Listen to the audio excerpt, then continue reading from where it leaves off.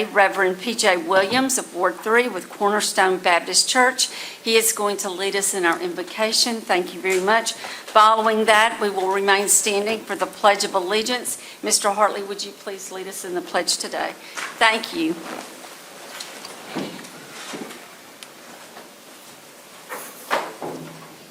Say good morning.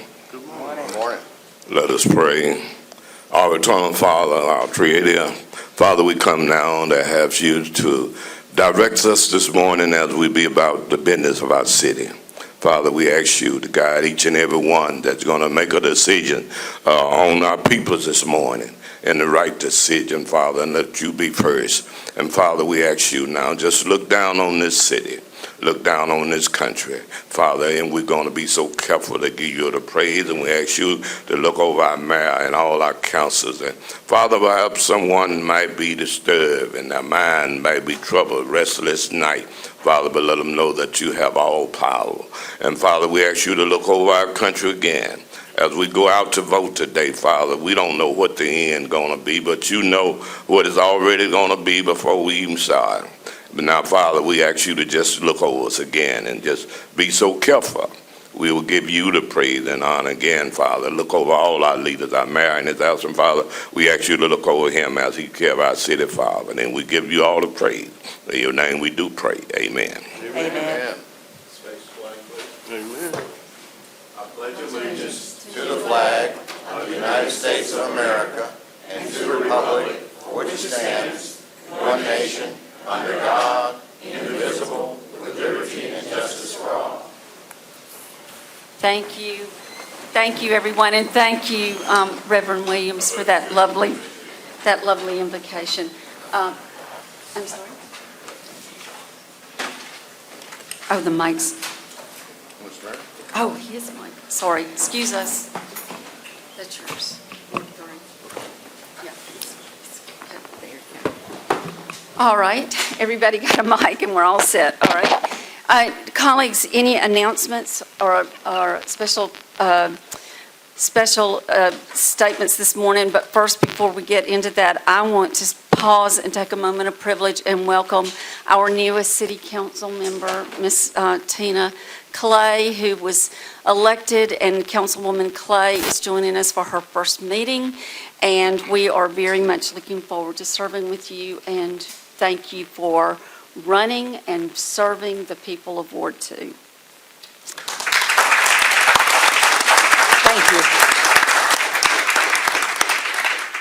you. Colleagues, any other announcements? Mr. Banks? Yes, I just want to take the time to acknowledge, and I know Senator Frazier will be later, but I want to take the time to acknowledge my former colleague, classmate, Commissioner DeKeitha Stapp. It's always a pleasure to see you in the chamber, sir.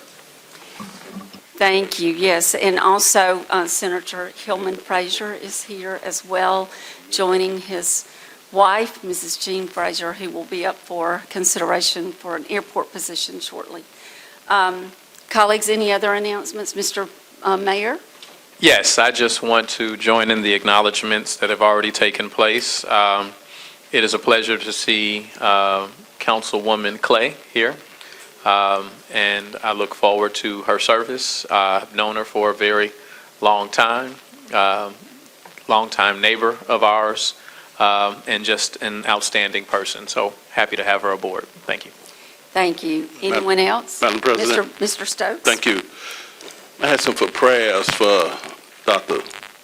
Larry Cooper, one of the first black physicians in this community.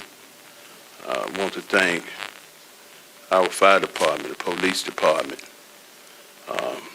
Somewhere down the line, people just stop saying thank you for people who save people's lives. Mr. Cooper in his home, like most elderly people, Madam President, with all the doors locked, can't get in.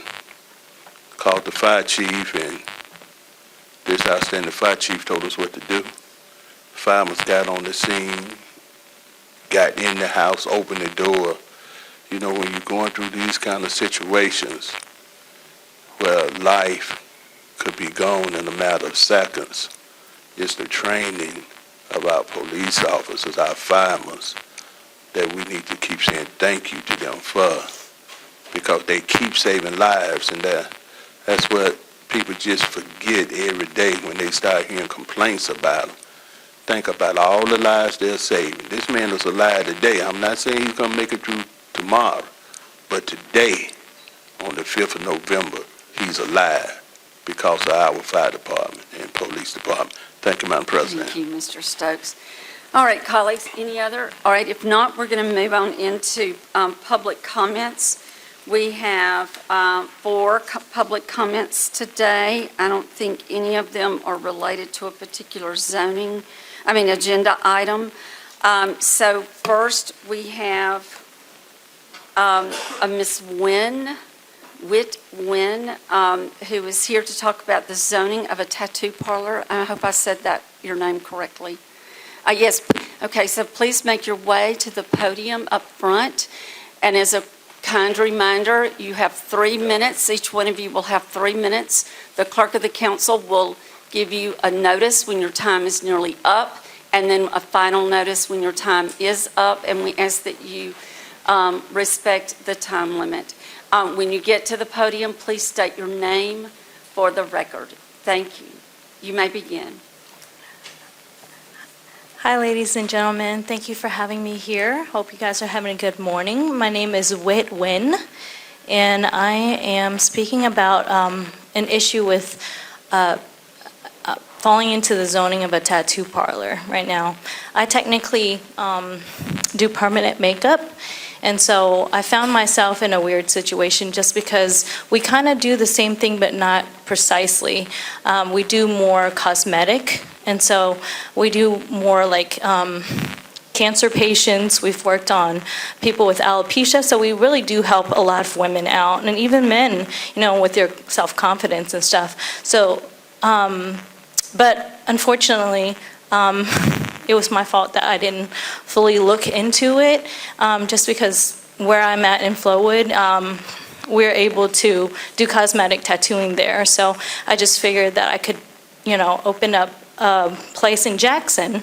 But unfortunately, there's a tattoo parlor there already, but we just don't do the same thing. And I talked to Miss Ainsworth, and she said that under the strict definition, under the Department of Health, that we fall under a tattoo parlor, so I can't open too close to the one that is already existing there. Okay, thank you. Mr. Mayor, this sounds like something that really needs to go before she needs to work with the planning department on this and zoning, correct? Yes, we can get you with our planning director so that we can walk you through the process. And if a variance is necessary after you go through that process, then you'll come back before the council for them to, take up the issue of a variance. I would encourage, I don't know if Jai is in here right now. I'm on a life size mirror. Are you across the street, or Mike- is anyone across the street that? No, Mike Davis should be in the room. So if he would get her contact information, that would be helpful. Yeah, and we would like to walk you through as soon as possible. Okay. I understand that, your concern is also investing in a new space. You need to get rolling so that you have a cash flow to pay for the property that you're trying to enter into. Yes. So we look forward to helping you in this process, and thank you for the work that you do for the Okay. clientele you serve. Thank you. Thank you. And so if Mr. Davis could just meet, okay, thank you. Mr. Gray, we'll meet you in the hall. Thank you. And then also, Madam President, can I make a follow? Yes. I visited with Mrs. Jwin. I have a hard time pronouncing her name, but I visited with her on the phone several times, and this strikes me as a issue that where some of the laws at the state level, Board of Cosmetology and other levels, really have not been updated to reflect how things change. And in her case, she's doing makeup type tattooing, but it's not a lot different from other standard tattoos, and there's no reason that she shouldn't be able to locate, in a facility that's close to another tattoo parlor, because they're not really in the same business. So hopefully we can get it straightened out. If necessary, we may need to go to the Board of Cosmetology and address it there, because it's things change, and we need to make sure the regulators on both the state and city council level are updated as well. Thank you, Mr. Foote. Thank you for that insight. Thank you, Mr. Okay, Foote. and Appreciate Mr. it. Gray will meet you in the hall. Okay. All right, and then Tanisha Thomas, also on zoning of tattoo parlors. Yes, we're business partners. Hey, everyone. I used to own a business here in Jackson, which was Misha's Models. And we were very involved with the community, changing younger adults' life, little children's lives and everything like that. So I know how important it is for, our younger generation. And not only that, just us to feel special. So I think this is something that would be amazing for the city of Jackson, just to help build self-esteem on both ends. Thank you, and would you please state your name for the record? Yes, Tamisha Thomas. Thank you very much. We appreciate it. Mr. Hartley? Yeah, just one quick question. How is it different than the traditional? I might be in the market for one, I don't know. But how's it different? What's the main difference there? Well, there is two ways that we do it. We actually use a different machine than like actual tattoo artists do, and they go much deeper in the skin. Oh. And so it doesn't last for 20 years. It only lasts a few years. And so it's more temporary than anything, especially as you age, you get seasoned, your face starts to drag down, so you don't want it to stay there forever and look like two question marks. You want to readjust it, and we really do make people look a lot younger. And I mean, it really gives these women the confidence, especially my cancer patients, because I had one that she had to have a graft on her eyebrows because she lost the skin there, and they grafted from her thigh, but it's two different colors. So we're there to camouflage it, to put little hair stroke lights on there so it blends it together. And I mean, she's like, I can finally go out after 3 years. I've been feeling down the dumps after my cancer. And so. Thank you so much. Thank you so much. Thank you. We appreciate your coming before us today. All right, Jeffrey Germain is here also to speak on the zoning of tattoo. Yes, ma'am. Hello. I was just going to yield my time to those two, but it sounds like we have everything pretty much settled. We have a path forward, so I appreciate your time.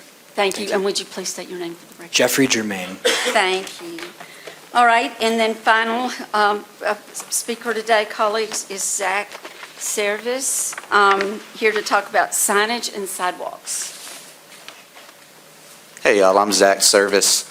I want to talk about the political signage that's been put up around the city, not so much for the presidential election, that's over today, but there's a lot of signage for the mayoral campaign, of which I am a part, that has been put on utility poles and utility boxes and also very close to the roadways. And I wanted to draw attention to the city ordinance code, chapter 102, subsection 31 and 32. In subsection 31, I believe it is, paragraph 12, it says, political signs, provided such signs are not located less than 10 feet from any public right-of-way, shall not exceed 12 square feet in area. They are not permitted in any public right-of-way, and the premise shall have no more than one sign per candidate. Said signs shall be removed from the political candidate within 15 days after the election, whenever the candidacy ends.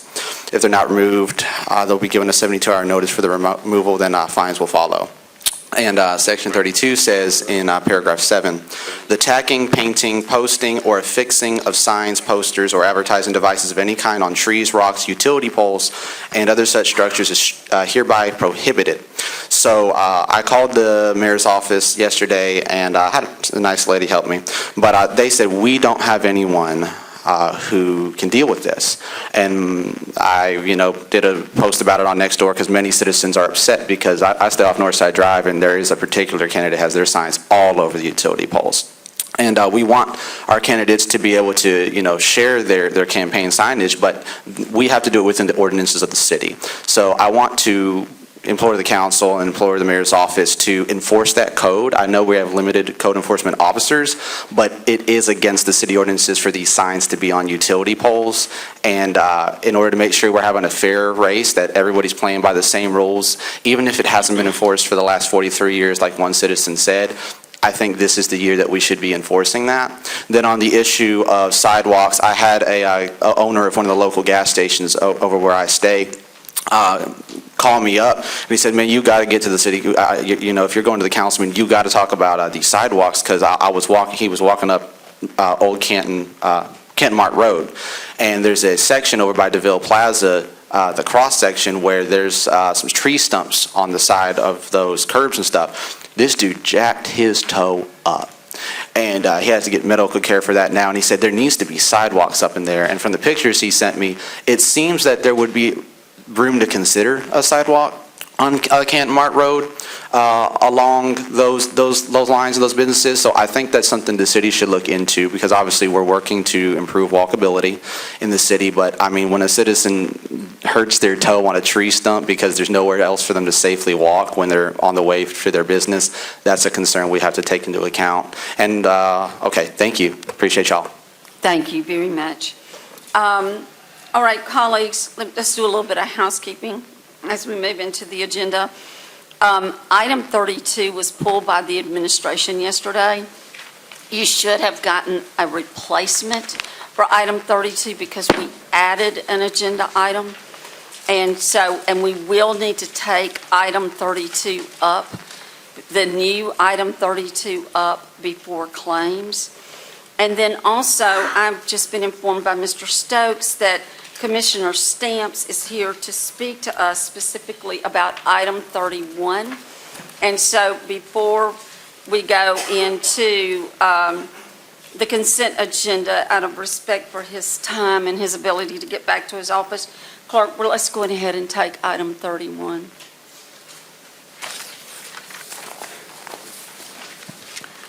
Resolution of the City Council of Jackson, Mississippi in support of WTR1 calling for permanent annual federal funding for low-income household water assistance program. So move. Second. We have a motion and a second on this item. Mr. Stokes? Yes, thank you, Madam President.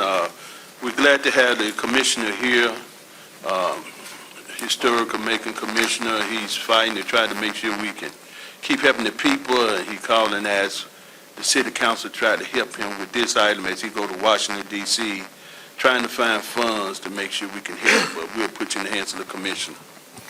Well, thank you so much to the mayor, members of the council, Ms. Clay. Welcome. Excuse me, I know you're new to this process. You got to say your name. All right. Well, thank you very much. My name is DeKeither Stamps, and I appreciate the opportunity to come here today. Ms. Clay, welcome to this august body. You're going to have a ball. I thoroughly enjoyed the 8 years I spent here, and I made some good friends, lifelong friends, and I appreciate this opportunity to come before you today. I'm joined by our Chief of Staff, Ms. Francesca Rollins, and you might recognize our policy analyst, Mr. Victor Allen, as well. For those of you who may remember, about 7 years ago, there was an effort that was led by this city council and the mayor's office to get the federal government to mimic a low-income water assistance program, mimicked after the low-income energy assistance program that's standard, is funded every year.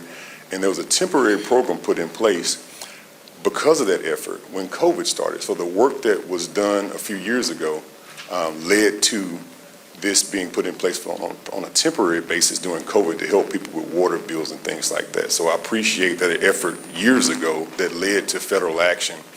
And now that temporary funding and program has been eliminated, and we're trying to get it back reinstated and make it permanent to mimic the low-income electrical assistance program that's in place, that people go to Hinds County Human Resource Agencies and agencies similar to that all across the country to participate in.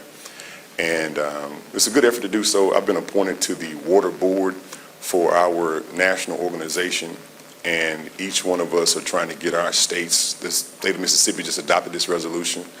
So it's a bipartisan effort in many regards to help folks with water bill assistance across the country, and I'd appreciate your efforts to help do so. Thank you, Mr. Stokes. Colleagues, any questions? Mr. Mayor? Yes, I'd like to see the actual particulars of the resolution, but the spirit of what you're presenting to us, I 100% agree. We know that we have residents that, first of all, 25% of our population live below the poverty line. Yes, sir. In addition, we know the history of our water woes our water billing challenges, and so all of that has culminated into something that is very oppressive to our residents, and so I 100% agree with what you're trying to do, and I would encourage the council to support it. While I have you here, and just because this is something moving forward, I want to acknowledge your work as a council member. Speaking of the lights, and I think Councilman Banks was alongside you initially on Highway 18, and Councilman Griselle has kept that fight going. So to those residents that are there in South Jackson, they see the work, and we will soon have lights along that stretch that you challenge me every single year to get done. So I'm not going to let you stand up here and not get my, my pound of flesh while I have you, right? But I appreciate your fight on that, and I appreciate the fight that you're partaking in right now. I appreciate that, Mr. Mayor. Sometimes timing is not the right time, and I appreciate my Councilman Griselle, for carrying the banner forward. The folks in that area are overjoyed for that, and it's going to add to safety. I think there's been 9 people that's been hit by cars on Highway 18 in the last 10 years, 6 of which have passed away and lost their lives just simply because of lighting. So I appreciate that. The next step is crosswalks, because when Highway 18 was constructed, the residential areas are on one side of the highway, and Walmart and other things are on the other side of the highway. So you got folks pushing baby strollers to go to Walmart, and there's no way to stop the traffic to get across the highway. So you basically have people playing Frogger trying to get from the apartment complexes, which are on one side, to the other side. So I appreciate that, and that's the next thing we're championing for. Thank you. Mr. Banks and then Mr. Foote. Yeah, since we highlighted that, another fight that we stood for that I see on the agenda, and Mayor, appreciate that, is the order for the engineering service for the road, bike, and pedestrian path from Forest Hill High School to the Boys and Girls Club. When I was entering into office, right after a pep rally, a young scholar got hit, and we have fought for those sidewalks, and to see it come to fruition says that government does work. So appreciate you for that, and just wanted to highlight that since you was here as well, Commissioner. Thank you, Councilman Banks. That was a major effort, because we have a Boys and Girls Club, one of the most attended ones in the whole city. But the problem is the parents don't allow their children to walk to the Boys and Girls Club. But if they could just walk down the street from school to get there, the participation would go up, and youth violence and crime and all those things that happen, the activities that they are able to participate in at the Boys and Girls Club allows for them to feel that critical time between 3 and 6 p.m. is when most of the nefarious activity, most of the teenage pregnancy, most of that happens, but before mama get home. So if you could feel that time by having a safe passage to get to the Boys and Girls Club, it'd be phenomenal. Thank you. Mr. Foote. Thank you, Madam President. I just want to make sure I understood this resolution that we're getting ready to vote on, and that is that, so it mentions $1.138 billion was provided by different funding mechanisms at the federal level, and then it goes on here at the end, it says that this temporary emergency program ended, I guess, in September 30 of 2023, so I assume there's none of that money's left. No, sir. And so what we're doing is we're trying to ask the federal government to restart this program or a program like it so we can get additional funding from the federal government. So we're asking for a new program similar, and then for additional funding as well. Is that right? Is that what I'm? Yes, sir. Okay. This was put in place during President Trump's term in office. Okay. And it was put in place on a temporary basis. So now we're trying to put the mechanism in place first, and then we'll seek funding. Okay. And so it's 2 parts to it. There are 2 pieces of federal legislation that are making its way through the process, one to create the vehicle and one to create the gas. Okay. Thank you. Thank you. Madam President. Mr. Stokes. Thank you. I just want to thank the Commissioner for still caring about the city, and recognize we still have a lot of citizens who can't afford water. Some of them are still stealing water. And because of your efforts, we're trying to make sure that all citizens will have water. And Jackson, Mississippi, probably throughout the state of Mississippi, that's something you see in third world countries where citizens do not have water. That's right. So we thank you for caring. You know, we know you have water and plenty of water and everything else, but you care about that little person who wake up every day and no water to drink, stealing water from neighbors and those kind of things. So keep up the good work. We're so proud of you, Dekeitha, your history-making young man, that the first black to serve on the commission and was a member of the city council for 8 years. Thank you, Madam President. Thank you, Mr. Stokes. Colleagues, any other questions or comments on this item? Hearing none, all in favor? It carries unanimously, Commissioner Stamps. Thank you. And Thank you so for much. being with us today. We appreciate it. Madam President, can I have 60 more seconds? You may have 60 I appreciate it. We would also like to work with the city to increase the viability of the industrial parks, especially along the highways of I-55 and I-20. We're doing major economic development projects all over the state, and I would be remiss if I don't land something serious in Hinds County, specifically in the city of Jackson. These data centers that we're pushing are going to allow for downward pressure on the rates of the electrical services across the state, because in our state we have a declining population. And with a declining population, that means that you will have less people to pay for the services that are out there. So we're recruiting big-ticket energy consumers so that we cannot raise people's light bills because the population is decreasing. So that's why we're pushing this. Our goal is to create $100 billion in economic development across the state. And I know that sounds kind of audacious. And also, we're going to create 100,000 jobs. Now, when we campaigned off this a year ago, people were like, that's kind of a lofty goal.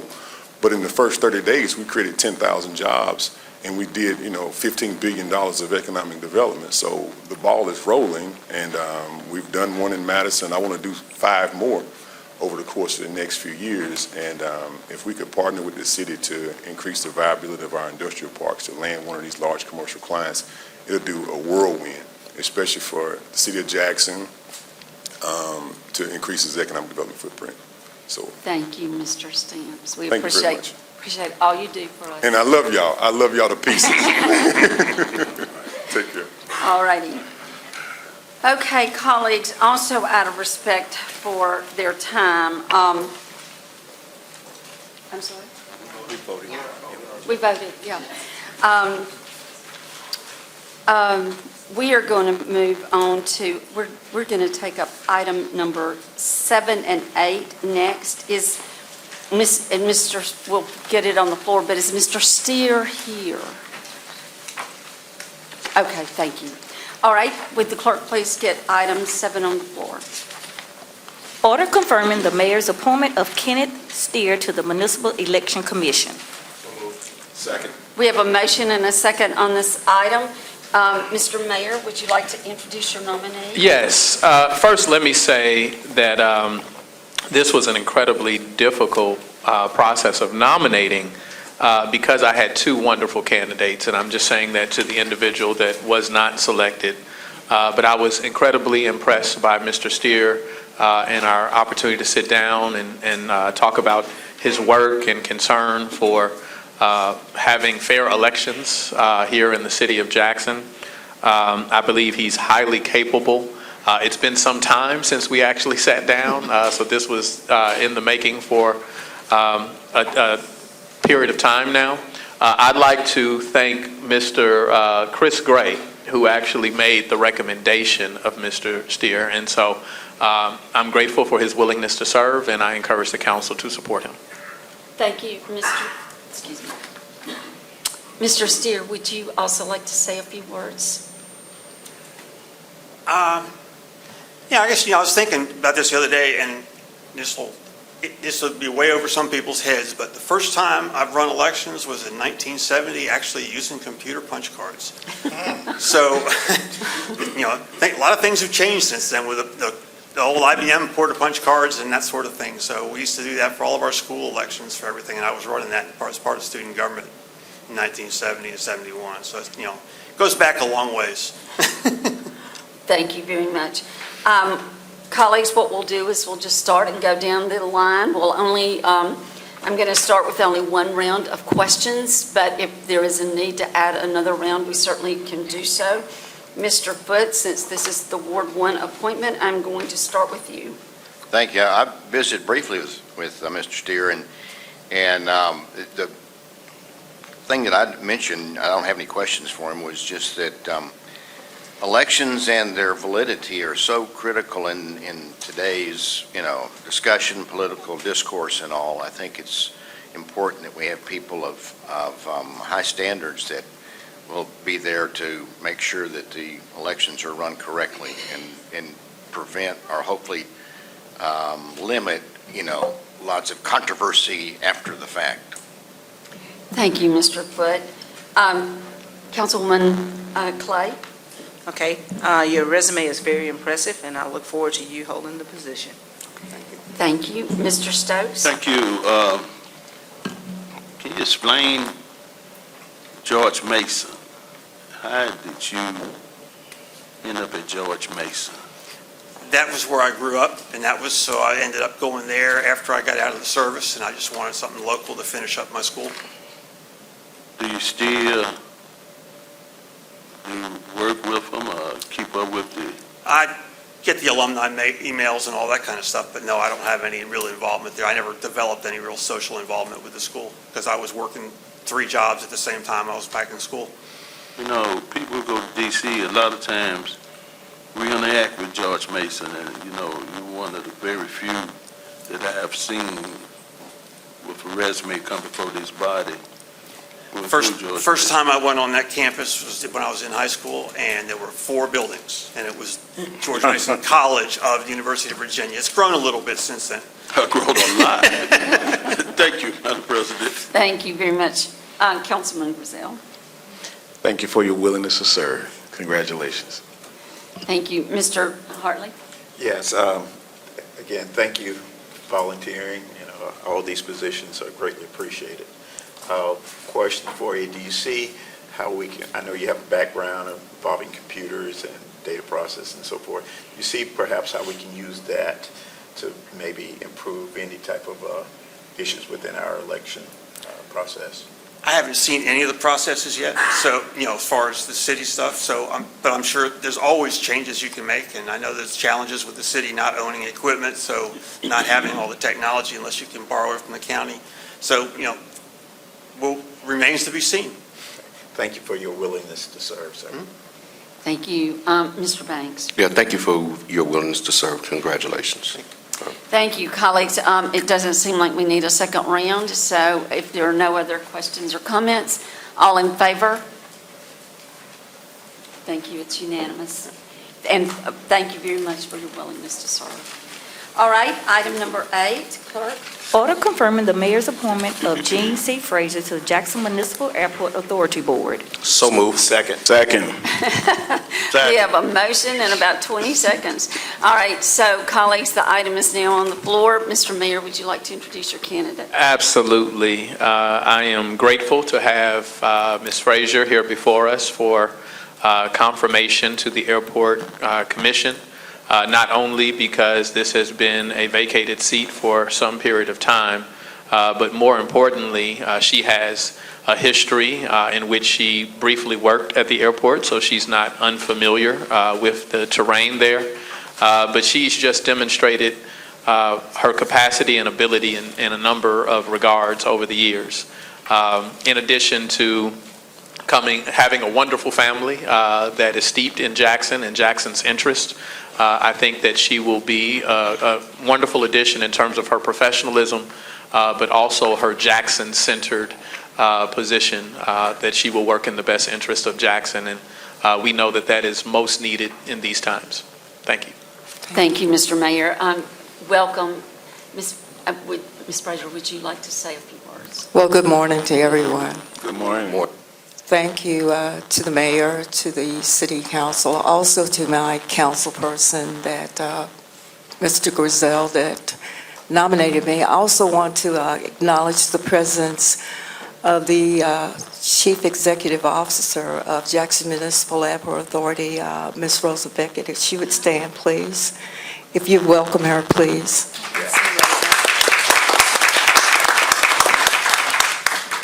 I'd be remiss if I didn't acknowledge my husband of 44 years, Senator Frazier.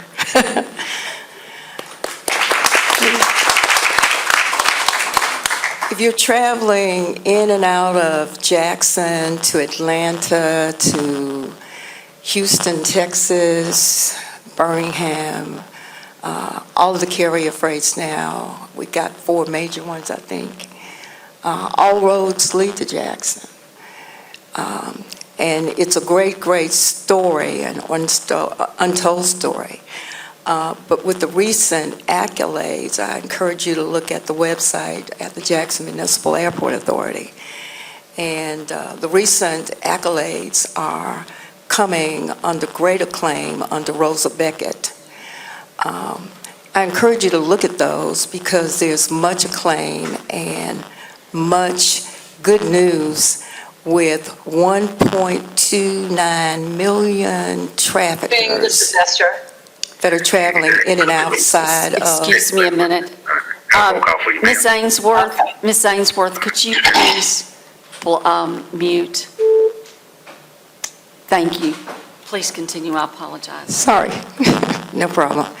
1.29 million approximately traffickers that are traveling in and out of the Jackson Medgar Wiley Evers International Airport. That's a lot of traffic. And it's a lot of responsibility when it comes to customer service, when it comes to traffic improvement, and also carrier freights. And there's a lot of buzz that's been going around when it comes to traffic entries, traffic control. And again, that's all to the credit not only of the Jackson Medgar Wiley Evers International Airport, but also to leadership. And we really, really want to applaud that. And when you think about all the air traffic controls and all of the industry in and around the country, you should be proud of the Jackson Municipal Airport Authority because your airport authority is second to none when it comes to all of those. So I'm very, very proud to be nominated to serve, and I look forward to working with you and your board. Thank you so much. Colleagues, we're going to follow the same process as we did before with one round unless we need a second. And this time, Mr. Banks, I'll start with you. Thank you, Madam President. First of all, it is my pleasure and honor to support someone that watched me grow up, but not only watched me grow up, someone that bleeds tiger blue and that is JSU all the way through. That's right. And I'm excited because, not only do you have a long work history at Jackson State, but I've been excited since you were serving as communications person for the airport because I think the marriage between this university, and maybe you can drag Alcorn and Valley in to help out, but the marriage between this university will help out tremendously, and I'm just so excited to support you today. Thank you so much. Thank you. Councilman Hartley? I, too, am so proud that you stepped forward with the willingness to serve. I remember working with you when I was commissioner at the airport. And we know the job.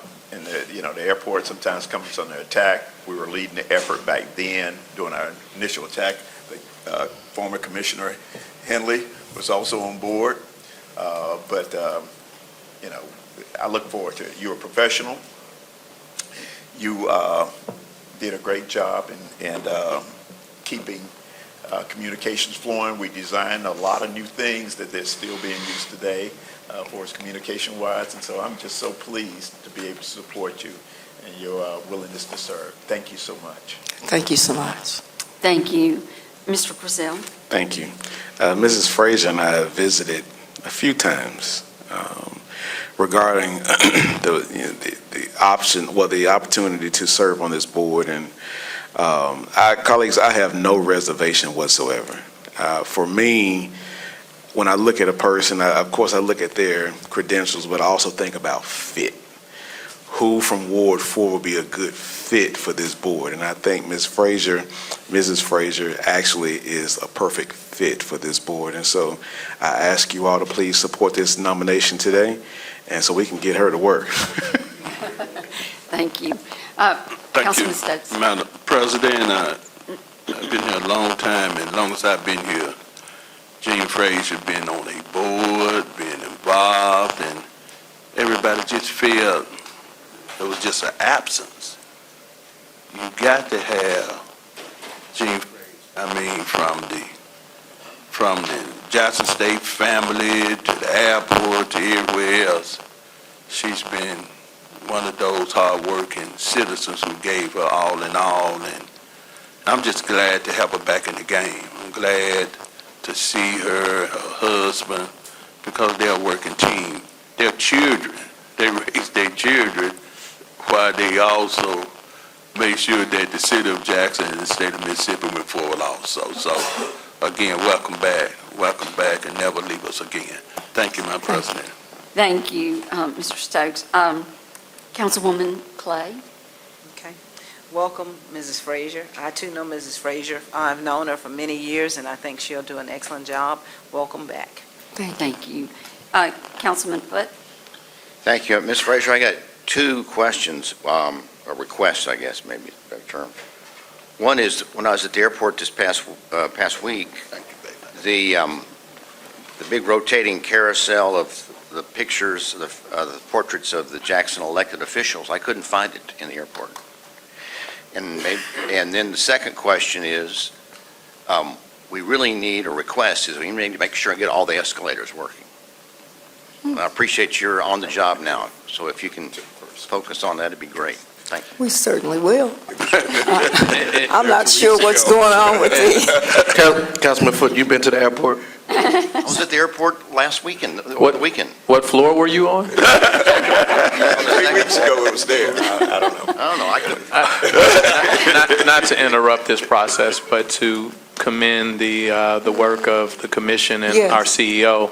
There is funding for these escalators. They're already moving forward with that. It's just a matter of its engineering. So I know that people are frustrated by them being down, but they've already secured the funding for that. So, Yes. yeah. Thank you, Mr. Mayor. Mr. Foote, were you finished? Yes. Well, there's a campaign coming up for city council, so we need those portraits up and running. Okay.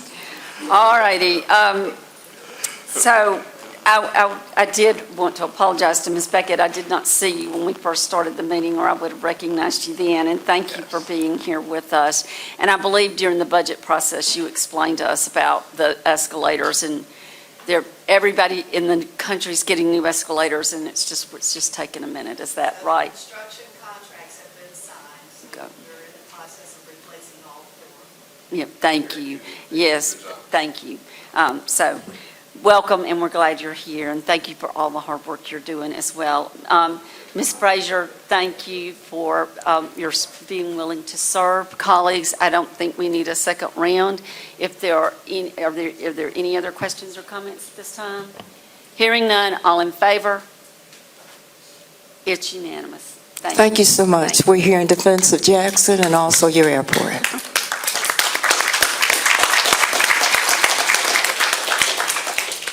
All right, colleagues, we're going to go back to the agenda for now, at least, as written. And so with that, we'll go to the consent agenda. All matters listed under the consent agenda are considered to be routine by the City Council and will be enacted by one motion in the form listed below. There will be no separate discussion of these items. If discussion is desired, that item will be removed from the consent agenda and considered separately. So moved. Second. We have a motion and a second on the consent agenda. I'm assuming no one wants to pull any of these items out. And so with that, all in favor? It is unanimous. Thank you, colleagues. We are moving now to item we've got to take, as I discussed earlier, we've got to take item 32 before we go to claims. So item 32. Wait just a minute, I'm sorry. You should have gotten a new insert for 32 this morning. Please continue, I apologize. Order amending the fiscal year 2024-2025 municipal budget of the Department of Public Works. So moved. Second. We have a motion and a second on this item, colleagues. We had some discussion about this yesterday in work session, but not everyone could be here. And so with that, I think it would probably be helpful if we just had a brief explanation of what this is. Mr. City Attorney.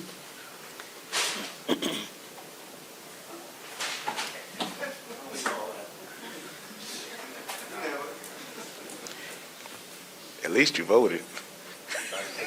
Yeah, that's good. Drew Martin, City Attorney. This is a transfer in the Public Works Department primarily to move the money that's necessary to pay 10 previously unpaid invoices to Mythics LLC. That's really it. So the money was already there through the bond issue that's been discussed previously and that was recently renewed. And this money was for this purpose, but it's in the previous year's budget, so it needed to be moved forward to be able to make those payments. All right, thank you. Colleagues, any questions or comments? Mr. Foote? Is this related to the lawsuit we're involved with Mythics? Yes. That's what yeah. Can you go into details, provide any context? I mean, is this, are they Well, doing this, so does this resolve the lawsuit, I guess? Almost entirely. I have one matter for you in executive session that will conclude that. But yes, the answer really is yes. And colleagues, this item, we will take this item up also with item 28. But we don't have to take 28 up before claims, correct? All right. Any other questions or comments on this item, colleagues? Hearing none, all in favor? Wait, Mr. Foote, you have a perplexed Well, look. my question is, I thought we had to vote to get it on the agenda. We're getting it on to claim, we're having to vote on this before claims. No, it's on the agenda. We changed that yesterday in the meeting. It is now item 32. Oh, so it's not an emergency item? It is not. We changed that yesterday in executive session. I mean, in work session. Right. It is item 32. All right. Any other questions before I call for the vote? All right. Hearing none, all in favor? Opposed? Okay, it is a vote of 5-1. Thank you very much. Now we're going to claims. 6-6. I'm sorry, 6-1. Oh, my goodness. We're 7. I've got to read Forgot there was a new councilwoman. we now You have forgot. 7 You've been members. holding it down by yourself for so long. I got to replug that in. Thank y'all. All right, it is a vote of 6-1. Thank you. All right, now claims, colleagues, item 5. Order approving claims appearing at pages 079 to inclusive thereon on municipal docket of claims in the amount of $3,267,895.68 for and make an appropriation for the payment thereof. So moved. Second. We have a motion and a second on claims. Mr. Malumbeka, would you please go over larger claims for us? Good morning, Fidelis Malumbeka, CFO. The following represents the 4 largest claims on this docket. They are as follows.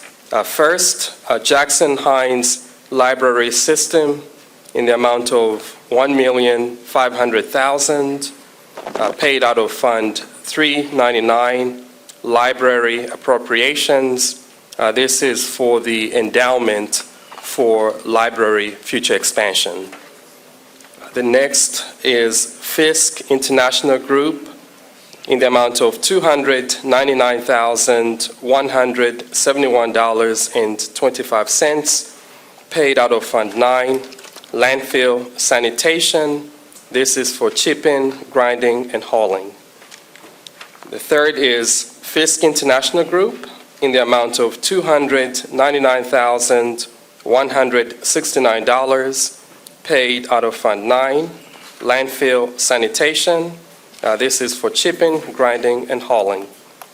And the fourth is Ceasefire Business Solutions in the amount of $97,925.52 paid out of various fund accounts for cell phones. And this is for the payment of Ceasefire cell phone bills June through August.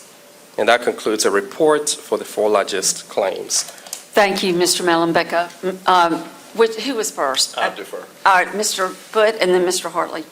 Yes, ma'am. Thank you, Madam President, and thank you, Mr. Mellon. My question is regarding the library fund endowment funds. I remember we did that, approved that in the budget, but endowment usually entails investing the funds for a long term that you can draw on those funds down the road. So have they set the documents up to create this endowment? It's imperative that we make sure it's got sound oversight over if it's going to involve investing for a longer term.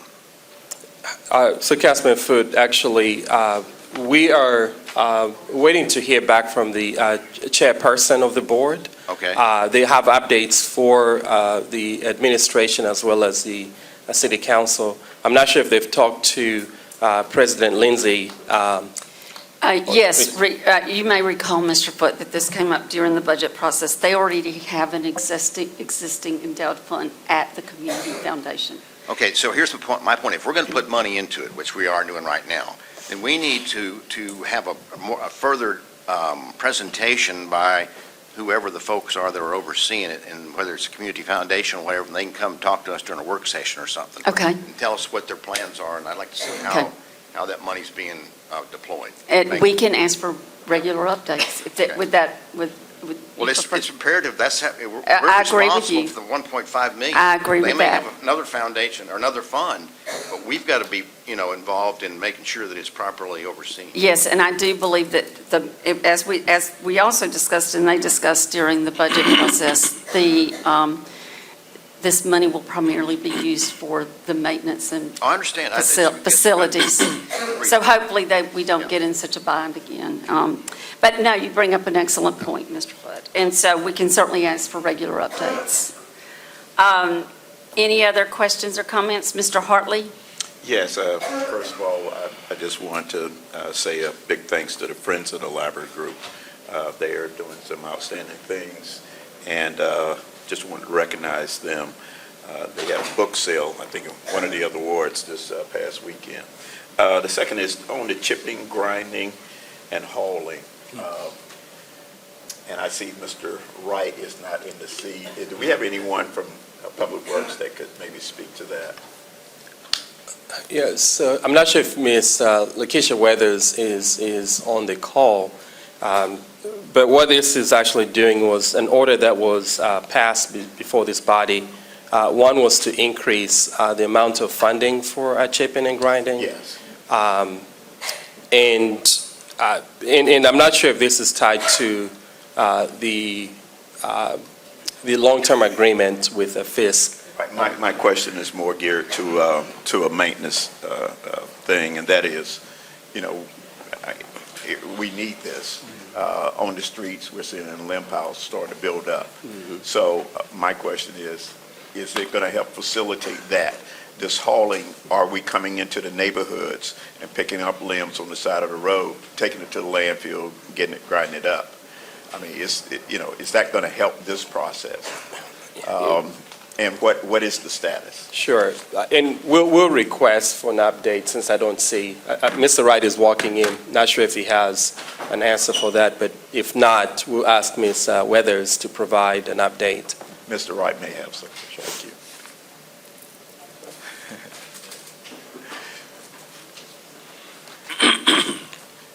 Good morning, Mr. Wright. Welcome back. My question was simply about the chipping, grinding, and hauling of the limbs and so forth in landfill. And, we definitely need, to push that contract forward and get it done. My question is, are we going to, what's the status of it? We have limbs being piled up on the side of the road, and I'm not sure if our trucks are out there getting them, but what's the status of the limb pickup in general? Well, the items that are on the larger, Lewis Rice CAO, the items that are on the larger claims, yes, we'll start that process in terms of chipping what is at the landfill now. Right. And I understand that we do have a new truck that's coming in, and as a result of that, we'll be doing some picking up of those limbs as well. We just didn't have a place to store it at the landfill, so this will help relieve. Plus, the new cell is about to be completed as well. Oh, great. That's excellent. Do we currently have any trucks out there picking up limbs? I really don't know. I'll have to find out and let you know. Okay. Thank you, sir. Thank you, Mr. Hartley. Any other, President. Mr. Stokes? Thank you. Thank you, Madam President. The library fund. Yes, sir. I saw on television where the county is in the process of reopening the library in Edwards. And the issue I keep having is that the city of Jackson, we paying twice. We paying 70% from Hines County, and we're paying 100% from the city of Jackson. Now, should not the county do a little bit more in trying to put money up for these libraries? Our libraries are either closed or falling in, but Clinton and county, their libraries are beginning to boom, boom, and boom. What happened to the idea about Bath Furniture becoming a library? You know, and then finally, people concerned about whether we're getting ready to put money into a library for a charter school. You know, who's going to answer those questions?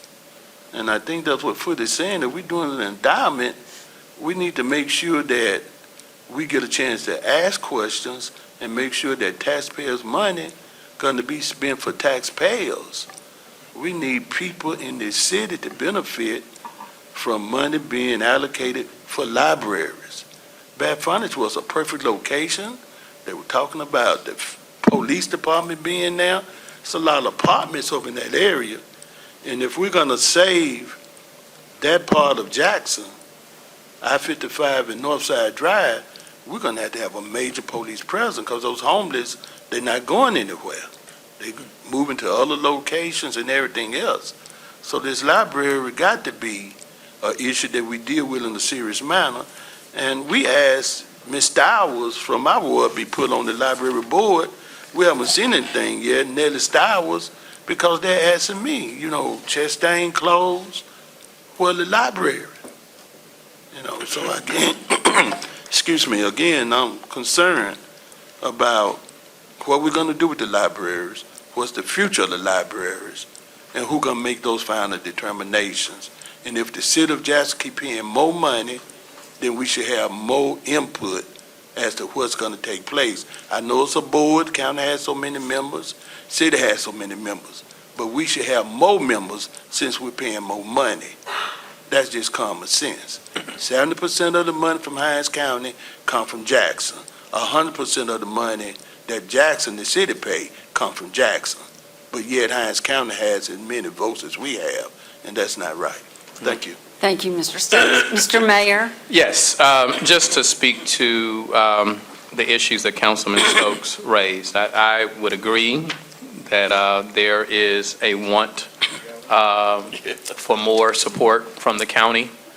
And, you know, included in our discussions with the Library Commission was for them to communicate back what Jackson was investing and, you know, challenge them to, at the very least, meet our investment that we're making now. I believe that there's an argument that the want for more investment from the county with respect to the Jackson Hinds library system has existed for some time. But I think that we have more of a responsibility as the city to communicate than the commission exclusively.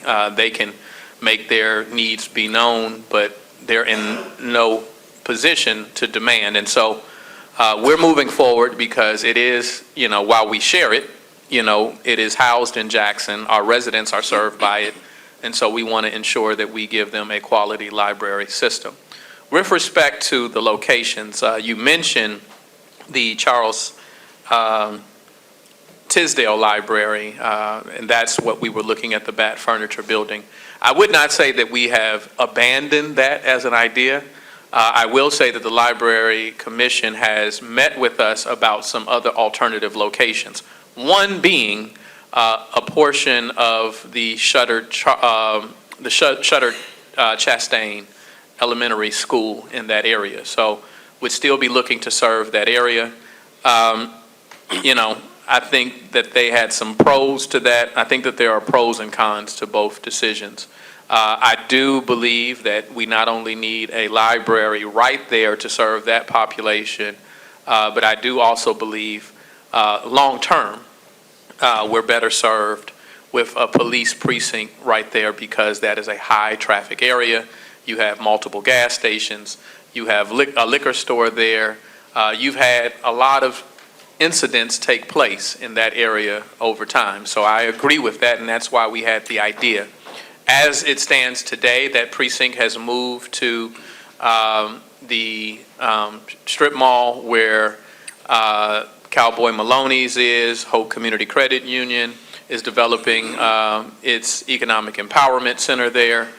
So we're in that area already. They're in that area. And, even in speaking with the owner of that property, I expressed that this might not be the city's permanent move, but we thought that it made sense for the time being. And so to go back to the initial question of Bat Furniture, we haven't abandoned that idea.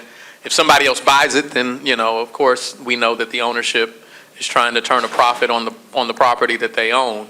But we're still in discussions about what is the best fit for our library system. Thank you. Mr. Banks? Thank you, Madam President. While we're talking about this, and I understand the need for accountability, I think that is very important, but I think that it is also important that we invest. Right in the heart of South Jackson on McDowell Road stands Richard Wright, right next to Key Elementary, right next to a community where there are new houses that have come up in the past 3 years. We cannot afford for that library to be vacant and to be without repair for another year. It's been abandoned for 2 years now. And so just think about it, a whole nother year with rain, the different elements of the weather, right there across from elementary school. And so I think that it is important by any means or whatever we need to do to invest and to ensure that there is investment so that we can make the repairs immediately we need to support. Thank you. Mr. Mayor? If I may, and I believe this is what you're getting to, this is what this endowment allows us to do. I talked about the locations, I meant to not only speak of Tisdale, but, they are scouting a new location for Eudora Welty. I have not had an opportunity to have that meeting. They've just indicated that they want to have a meeting about a potential location. I think I do know, but they haven't officially told me what they're scouting. But this endowment was inclusive of a presentation that the commission came forward with, talking about the many repair needs across our library system. We have talked in these chambers about the many needs of our library system. Councilman Stokes, and I think that your questions, your concerns, Councilman Foote, I think that all of those things that y'all raise are valid questions, right? But in addition to those questions, we have Medgar Evers Library that you've mentioned about troubles that have happened. We've had, the facilities have trouble with air conditioning units in the summer. And so this is something that we've talked about. And so I just want to point to, this is our response to this, right? Does it mean that it is a full and complete fix? Does it mean that we don't have other questions that still remain? Absolutely not. But this is a strong response. I think that's why y'all supported it in your budget. And so we need to take the next step. Yes, county, this isn't some political statement. We want to work with you. We want to have a conversation with you. But we need your help. We need your support for our supervisors that are watching. Thank you, Mr. Mayor. I do want to also remind everybody that we no longer have a downtown library. And all of this, Richard Wright, Medgar Evers, Tisdale, no downtown library, all of this points to the fact that we have had many decades of disinvestment in our library systems. And Mr. Stokes, you bring up some excellent points about how this money's balancing out. But I do see, as we discussed really at length during the budget process, this contributing these funds to this endowed fund at the Community Foundation is a step forward in ensuring that we can at least give the library system some assurance of future dollars to help offset the decline that has been occurring over the years. And I agree with Mr. Foote, we certainly should get regular reports on how this money is being used. I do not see that as a problem at all. The Library Commission certainly seems very willing to come before us at any time that we need them to do so. So with that, any other, Mr. Stokes? Thank you, Madam President. Madam President, if the city is going to put 1.5 million in endowment, I guess everybody's question would be, is the county going to put 1.5? I think we should ask them. But my understanding, they're not. And it's not budgeted for them to put it in Oh, there. I'm sorry to interrupt you. This money came from the Zurich lawsuit I because the libraries were hit so hard. We felt like this was a good way to at least start with the repairs. I'm And sorry. I share your concern, we all do. But when those decisions are going to be made, that library board going to determine what's going to happen with these funds. And their votes can outnumber the city of Jackson votes. It's not going to help us if we need work done at Mega Evers and Wright, and then they get in there and get voted the other way, and all the money coming from us. Looks like we should have done an endowment somewhere with the city so that we can decide where the money gonna go. It's not fair for us to pay for Edwards to have a new library system, and then Richard Wright is down. Mega Evers, if when it get cold, they don't have heat, but they're gonna have a brand-new system that Jackson paying for in Edwards. And that's just not fair, right? Well, I understand your concerns, Mr. Stokes. I also understand that in some of these communities, the cities have, like in Clinton, I know, they also augmented these funds. I mean, the cities, some of these towns have also been contributing to the construction of these new libraries. But I do hear you, and so I do think that we will need to stay more careful. We'll have to watch it. Mr. Banks? Yeah, to his concern, Madam President, isn't it possible that at some juncture that we can do a resolution authorizing legal to maybe put some stipulations in place when it comes to how the money we put into the pot is spent? Is that possible? Is something that we can do at some juncture? Yeah. Legal? So, Okay. so President Lindsay, Yes, sir. if I may, so one thing, I know I mentioned the commission is coming to meet with administration and also to brief the council. One thing that we should request, the endowment funds should be restricted, right? So you can restrict them for the purpose of Jackson, City of Jackson libraries. I thought they were. Right, and that's, I thought the community fund was set up that way. yeah, and I think we'll just have to emphasize in terms of that endowment, that it comes with that restriction for the City of Jackson. But also the other part is, also wanted to provide some clarification. The 1.5 is for the endowment. We also have another 1.5 for capital improvements. And that money stays with the city.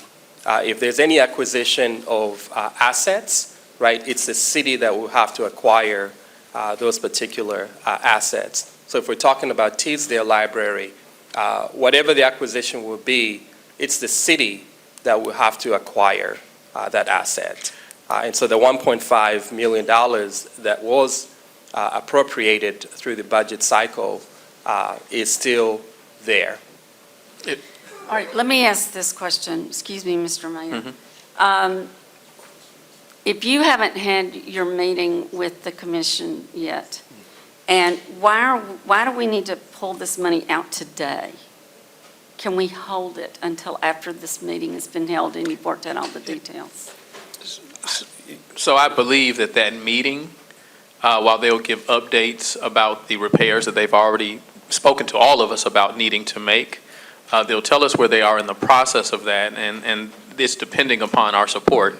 I think that the meeting is primarily about the locations that are off our system and where they're looking to move. So I don't know that this endowment is necessarily connected to the new Tisdale Library or the new, suggestion for the Eudora Welty location.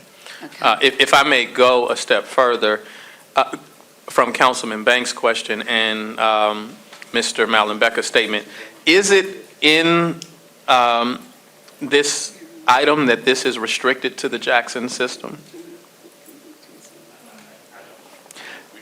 Is it possible, just as assurance, and if I'm off base here, then please stop me.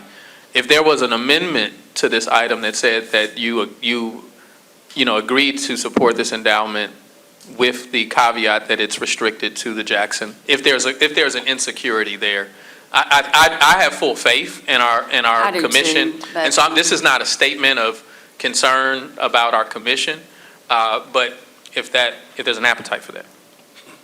Mr. Banks? Yes, Madam President, if that's proper, then I would like a motion to amend claims to add a note.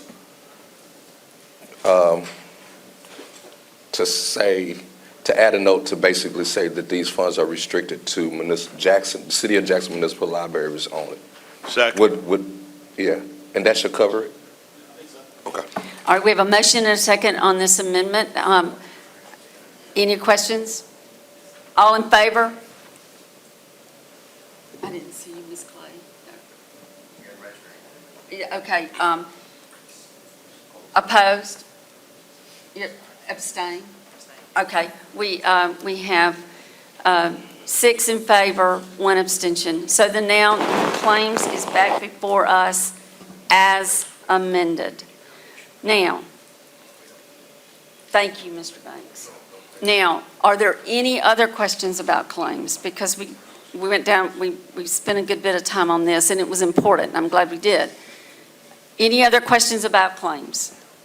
All right, if not, we have before us claims as amended. All in favor? Opposed? All right, it carries with a vote of 5-2. Thank you very much, colleagues. Mr. Griselle, I just want to tell you that we've had far longer. So, anyway. Welcome to the swag, huh? Yeah, sometimes over $400. Okay, so now we're moving on to payroll. Order approving gross payroll, including payroll deduction claims number 309222, and making appropriation for the payment thereof. So moved. Second. We have a motion and a second on payroll. Any questions, comments? Hearing none. All in favor? All right, it carries unanimously. Thank you, colleagues. We're moving on to item 9. Order confirming the mayor's appointment of Melissa F. Payne as Director of the Department of Constituent Services and Communications, City of Jackson, Mississippi. So moved. Second.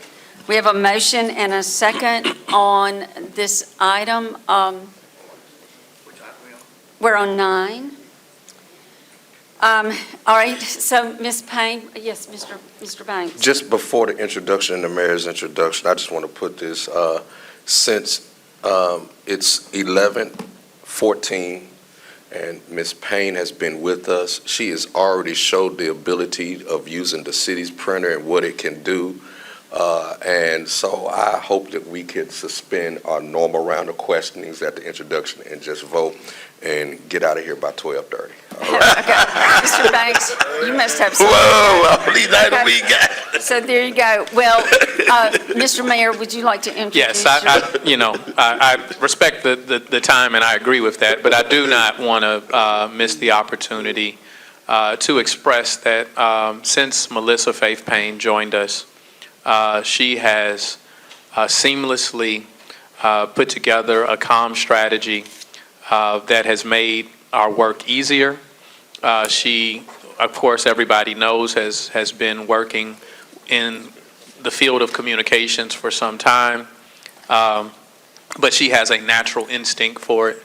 There are some things that are not as impressive about her, like her love for the Cowboys or Alcorn State University. But in spite of that, she is a very gifted communications director, and it is my understanding that her team actually asked to wear these shirts. So she I don't know whether she designed them or not, but they asked to wear these shirts, and so that's a statement of their support and approval of her. All right. That's great. Thank you. Would you like to add a few words? This may be the only team that she has that wins this week. Would you like to add a few words? I'm honored to be even considered for the position. I really enjoy my job, and I love working for the city. I would be remiss to not thank my team for the Team Melissa shirts, which publications printed up and everybody is wearing. And I'm excited. I ask that you give me a little bit of grace. I know my lane. I know where my strengths are. I think the managers that we have in place are really smart, and I plan to work with them to really boost this department up. I want to thank my friend, Ms. Vicki Gamble, for being here today, and I'm excited. So thank you for the opportunity. Thank you so much for being willing to serve. Mr. Banks, I agree with you wholeheartedly that this does not need a lengthy process, and partly because, and I know this isn't fair to Mr. Stokes or Ms. Clay because they weren't part of the budget process, but we did spend a tremendous amount of time discussing all of this direction. Mr. Mayor and Mr. Wright was part of these conversations, and Dr. Omari during the budget process. And so with that, colleagues, does anyone have any questions or comments regarding this? Mr. Hartley? Okay, it's not about the appointment, but I'm curious about the organization now. Constituent service, you'll be head of the department. How is that going to work for us? The divisions underneath 311 will be a part of it, okay? And I know publications. It's myself, publications, communications, constituent services, and 311. So I've met with the managers. Say it again. And PEG, yes. So I've met with the managers already, and what we've done so far is I've asked them to give me their job description, maybe some skills that they have that have not been utilized, and we're just kind of working through the process of building the department and what it really looks like. But the way it should be structured is everything that is produced and everything that is voiced about the city of Jackson should come through us. Okay, my one, I guess, concern or maybe just comment to you is on the 311. If we can make it more of a tool for use by the council in making decisions and, administration, I'm sure you guys use it in some portion, but the direct constituent input into that system, their questions, how many are reporting this, potholes, how many are reporting vacant lots, if we can use that more as a tool, Absolutely. so we on the council can direct taxpayers' money to what taxpayers are asking about, then I think, it's just a win-win for everyone. Absolutely. So that's one thing I would like to see, and more, even paper reports to the council Okay. on what people are asking for. All right. Thank you. Thank you, Mr. Hartley. Mr. Griselle? Thank you, Madam President. We talked to Andy Boone throughout the day, but I don't see him in a blue shirt. Are you trying to tell us something, Mr. Boone? Andy is in a white shirt. I can't see anything on it. Look at what I'm going to vote with Andy. Oh, okay. All right. I guess you got my vote then. Thank you. Okay, great. Mr. Stokes? Thank you so much, Madam President. I had a chance to try to go to the football, and I first want to talk about the parade.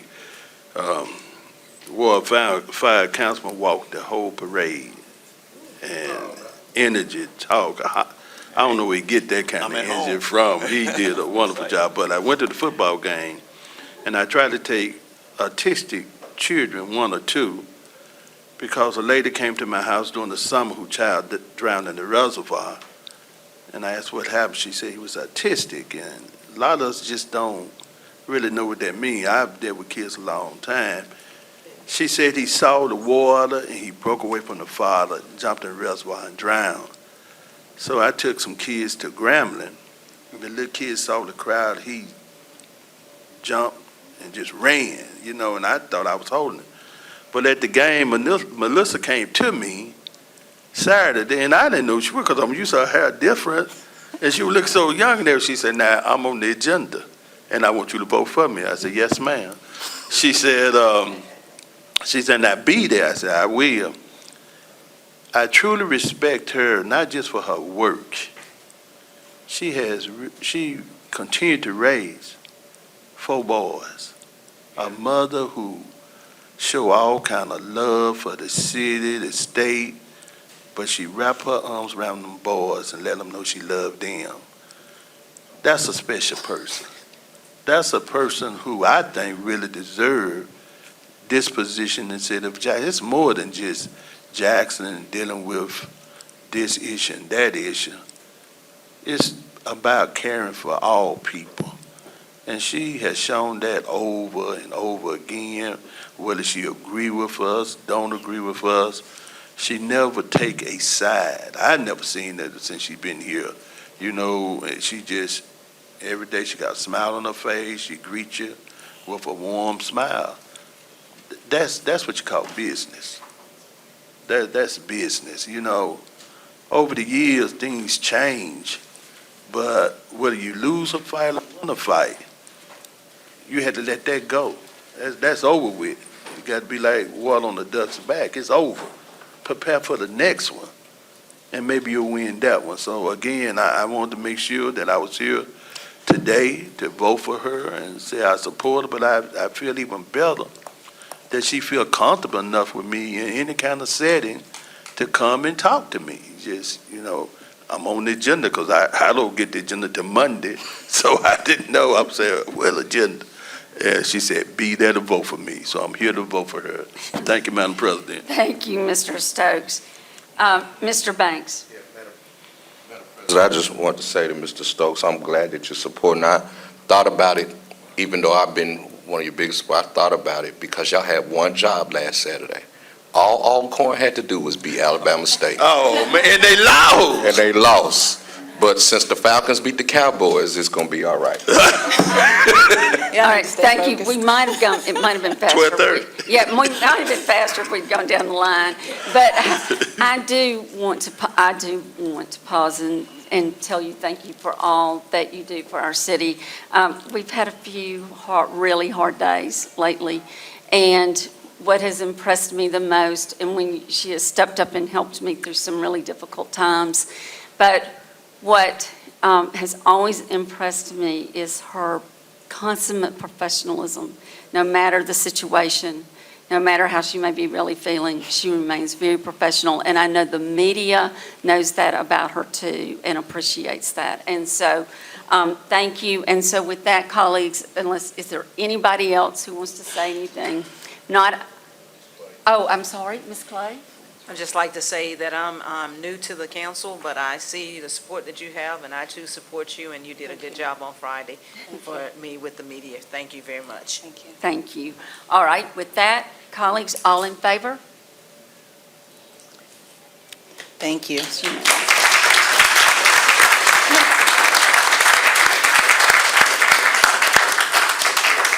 Thank you, and congratulations. All righty, colleagues, we're moving on to 10. Let's see how we can do with that one.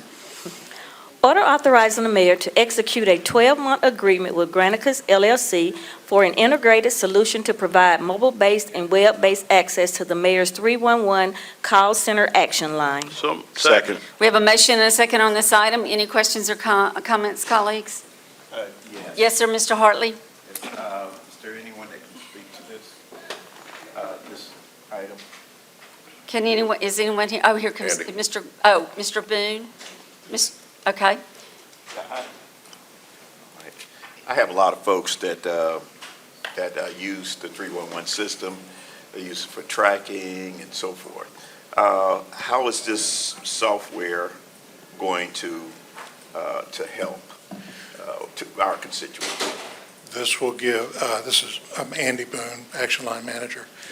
This will give constituents direct access in that they'll have an immediate portal using either their cell phone or their PC to submit requests directly any time of the day or night.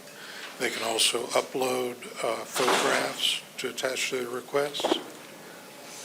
Excuse me. They'll also be able to upload photographs or other documents to attach to their request if they like. So, Okay, will they have the capability of putting in their tracking number and being able to pull up the status? they will receive a tracking number automatically, and they should also receive a second email when the call is updated and completed. Okay, I've been a proponent of the 311 system ever since I sat in this chair, and I know that it can be an effective tool, and I've encouraged all my folks to use it. One of the complaints I'm getting, obviously it's not the 311 system, is that it takes a long response time. And so I asked them to use that tracking number to find out where the status is of a particular issue. Yes, sir. Is that the proper Yes, way sir. to go? Absolutely. Yes, sir. Anything else, any other advantages of this software in the 311? Just the immediate access, I think, will be a benefit to our constituents, and I'll be monitoring it closely, see how well it works. Again, I think I'd appreciate it, even if it's paper copy. I know we have certain access, but even if it's a paper copy, if you could let at least my ward understand and know what type of calls are coming in, what they're about, and the number that are being completed. Yes, sir. Because those, we get that all the time. Yes, sir. I'll be happy to. Thank you, Andy. I appreciate it. Yes, sir. Thank you. Colleagues, any other questions or comments on this item? Hearing none, all in favor? All right, carries unanimously. The vote is 7. All right, Thank you. 11.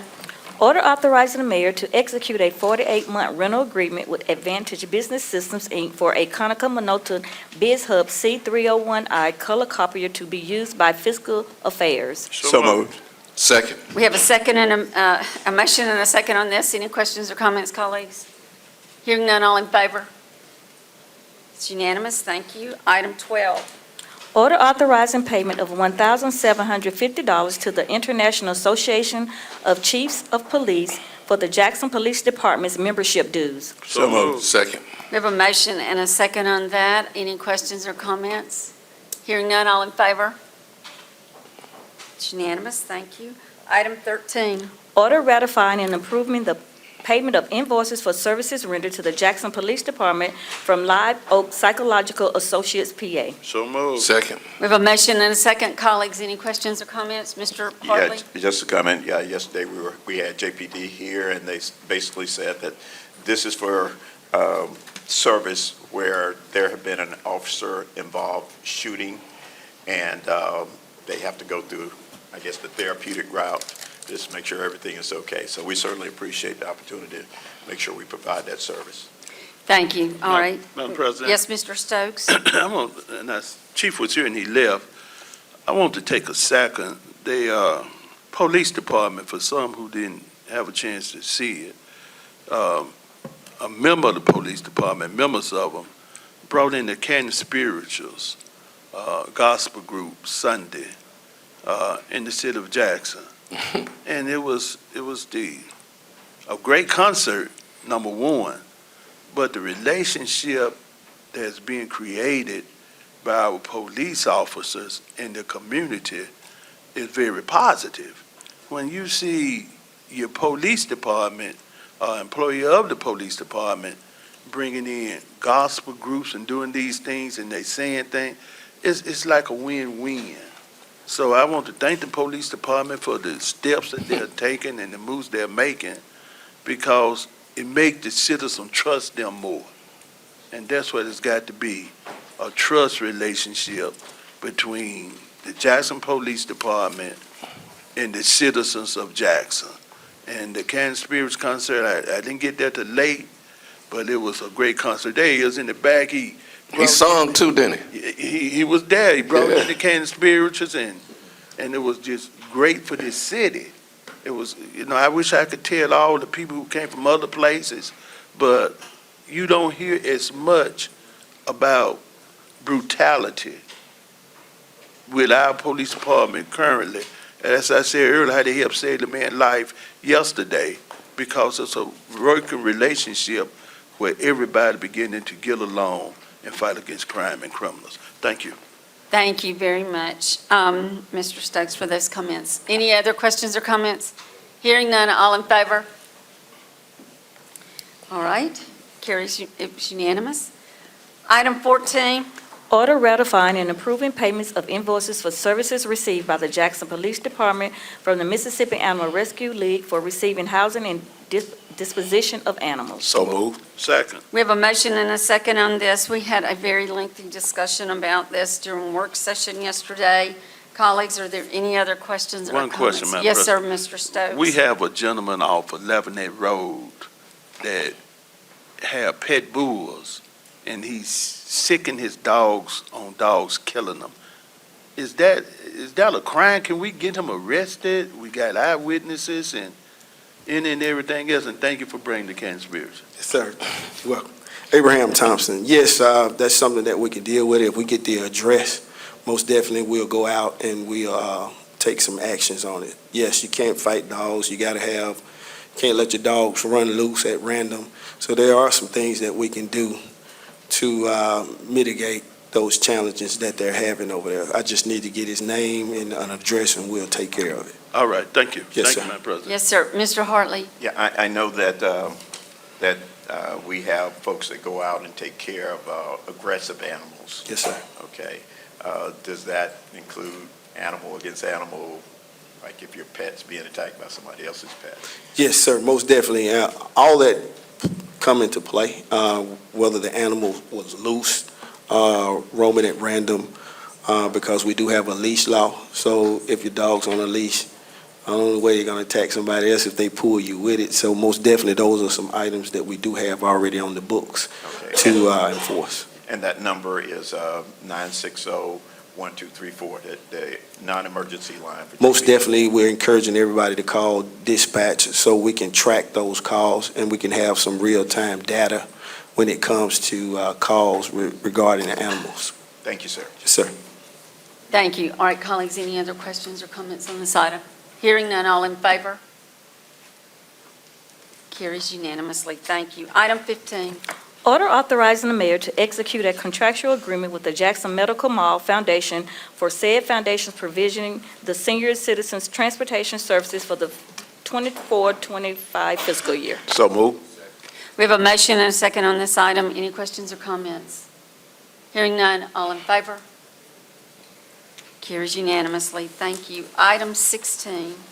Order ratifying the Thalmamara Hall Emergency Remediation Project Agreement between the City of Jackson and Guarantee Restoration Services, LLC. So move. Second. We have a motion and a second. We also discussed this in work session yesterday. Any other questions or comments? Hearing none, all in favor? Abstain. Okay, it's a vote of 6 with Mr. Stokes abstaining. All right, item 17. Order ratifying Simlot Ab Retail's professional pest control services for the eradication of an infestation of armyworms at the Pete Brown Golf Course. So move. Second. We have a motion and a second on that. Did you get the second on that, Ms. Jordan? Okay. Any questions or comments, colleagues? Question. Yes, sir, Mr. Stokes? Thank you. Dr. Muhammad, the army worms, are those the worms in the trees they used to use to fish with? Abraham Muhammad, Parks and Rec. Could you repeat that, Councilman Stokes? Yeah, You trying to get some bait? Are those the worms that used to be in the trees that they used to fish with? Is that? Oh, no, sir. They're different types. The army worms are what? They got all those legs. Right. And they're termed that because of the nature of their movement or how they travel in packs and their ability to infest an area, a large area in a small amount of time, much less like in the trees or on the ground? What? Well, they travel both by way of water as well as in the air. They are transported mainly from birds who are eating them and who may not consume them all. And so once they find their way inside of a golf course or other green spaces, then it does not take them long to reproduce, multiply, and then infect an area in a small amount of time. Thank you. Yes, sir. Thank you. Mr. Hartley? Yeah, I just want to recognize that and thank you. Since the last meeting we had to Boo at the Zoo, we had folks line up all the way out to Capitol Street. Yes, sir. It was packed. And so we wanted to thank you for the success of that. And we got everything else, got the card reader in place, so we can just start making more revenue to make that more. Correct. The electronic card readers are in place, and Boo at the Zoo was the first large event in which we were able to use the card readers, and it was a success with that. We're waiting to still get the final report on how that fared in terms of hand-to-hand sale. And I just want to thank the hardworking staff at the zoo and Parks and Rec, period, for putting on a great Boo at the Zoo. We had 432 more participants than we had ever since we've started. Yes, sir. And are there any new upcoming events? Yes, sir, there are. We can wait. Yes, sir, I'd like to keep it. But I'd like to let Councilman Banks know that although they did not take care of business last week. We keep going 1-0, we'll be all right. Thank you. And if you could just get a list of the upcoming events to the council, that'd be great. Yes, ma'am. Any other questions or comments about the item at hand? Hearing none, all in favor? All right, it passes unanimously. Thank you. Item 18. Order requesting ratification of the installation of a concrete sand bin installed at the Pete Brown Golf Facility by LMG Management LLC, doing business as Brick Street Lawn and Landscape, and approving payment for the same. So moved. Second. We have a motion and a second. Any questions or comments? Just very quickly, if you Mr. haven't been Mayor. to Pete Brown recently, it is an entirely different golf course. All of the work that they've been doing has been outstanding, and they've had more tournaments this year than in the city of Jackson's history. I think they average about 7 tournaments, but have had 15 or more already. Yes, sir. So I'm just commending Dr. Muhammad and his team's work. Thank you. Thank you, Any Mayor. I other want to thank questions the or hardworking comments? staff at Pete Brown. Thank you. All right, sorry. Hearing none, yes. I would just like to commend Pete Brown also. I play golf over there a lot, and the facilities are really nice. Keep up the good work. Thank you, you, ma'am. Ms. Clay. Me too. Yeah, wait. Yeah. I noticed that, Councilman Griselle. Yeah. And you played well, sir. You're voting yes, right? They cut Yes, the sir, you grass played and well. grow now. Whoa. Yeah, and since we're taking rolls, so does my son. I don't, but and he Yes, likes ma'am. it too, so there's that. All right, so if there are no other questions or comments, all in favor? All right, it's unanimous. All right, item 19. Order ratifying the action of the Office of Economic Development to apply and accept the Mississippi Development Authority Site Development Grant for the Northwest Industrial Park. So move. Second. Thank you. We have a motion and a second on this item. Any questions or comments? Hearing none. All in favor? It's unanimous. Thank you. Item 20. Order authorizing the mayor to execute a 48-month rental agreement with Advantage Business System for a Conoco Minota Biz Hub 361I black-white copier, including maintenance for the use by the traffic engineer maintenance section. So moved. Second. We have a motion and a second. Any questions or comments? Yeah, I've got a Mr. question. Foote? It's, hopefully, Mr. Wright, were you able to find the information on how many people are in the traffic management Yes. department? Lewis Rice, CAO. We did get that information to clerk of council, Okay. and we have a copy for you. Okay. And just, did you get a copy too? Okay.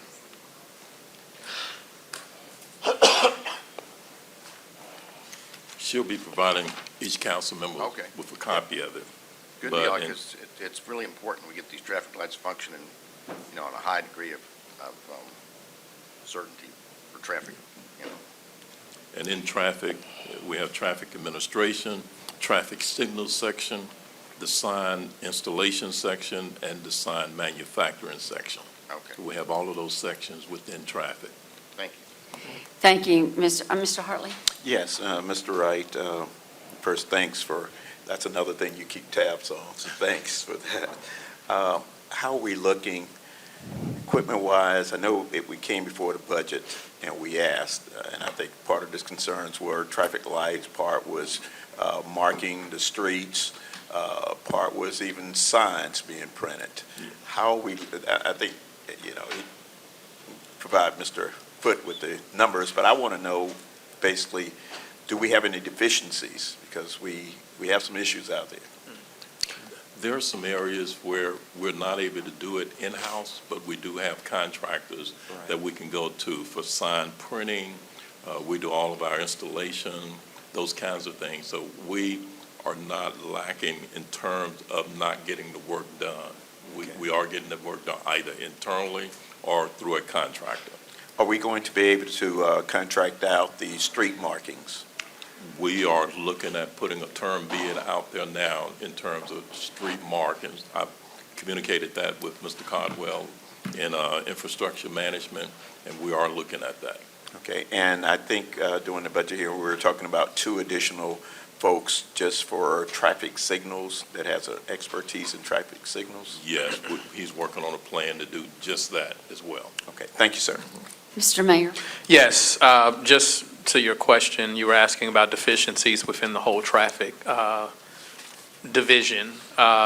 One of those deficiencies is that we do not have enough people that work in-house on traffic signal repair. Now, to Mr. Wright's point, we augment that with contractual services, but we would be better served if we had more people that could look at traffic signals on a more routine basis. In addition to the age, this is why this has become more of a problem.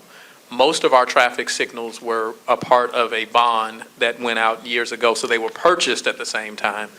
They are now declining at the same time, with also people who continue to want to touch our traffic signals with their vehicles, either with the poles or big trucks that are pulling them down. That helps create more of an issue. So we're trying to do that and making those positions more attractive. We tried to raise those salaries. I think that's why we lost our internal team over the years, is because we weren't staying in line with what was a competitive salary. To the point of this actual agenda item, more or less speaking to the Department of Administration, I'd like, and we've mentioned this, I'd like to see if we can find a way that we're doing all of these copiers, part of a, one big agreement, so that every council meeting, we're not, this Consent division, agenda. this division, this division, everybody needs a copy machine, and so I'd like to see if we could figure that out. Yeah.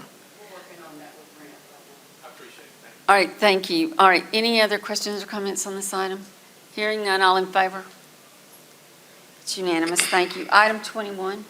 Order increasing not to exceed amount for the additional services authorized pursuant to the Program Management Agreement with Al-Turk Planning and Development LLC to provide project oversight, various other services, and general engineering services for the Department of Public Works Engineering Division. So moved. Second. We have a motion and a second on this item. We had a good discussion on this during work session yesterday.